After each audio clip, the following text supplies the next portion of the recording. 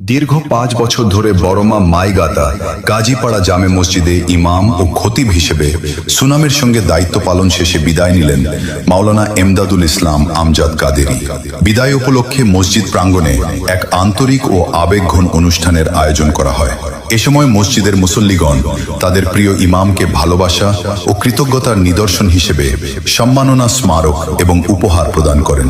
অনুষ্ঠানে প্রধান অতিথি হিসেবে উপস্থিত ছিলেন আল্লামা ইউসুফ বিন নুরি মাদ্দাজিল্লুহুল আলী।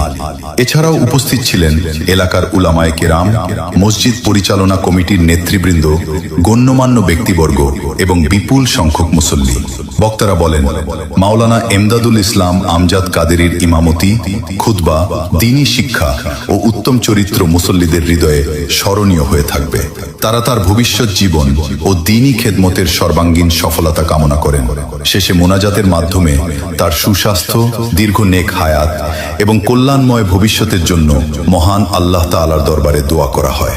মদিনার পথে যেতা শুইয়া আছে নবীজি মুহাম্মদ, পাপী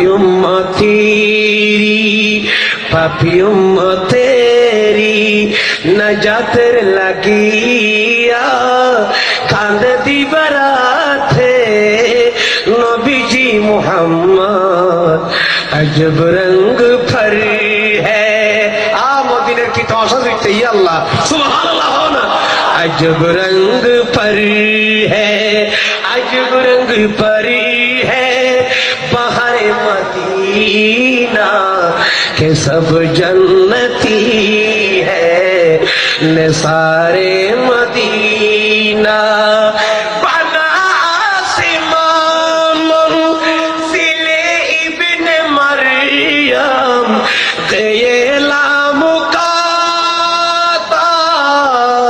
जिदारे मदीना, जिदारे मदीना बना आसमान, बना आसमान दिलीप ने मरियम ग़ुलाम का था जिदारे मदीना।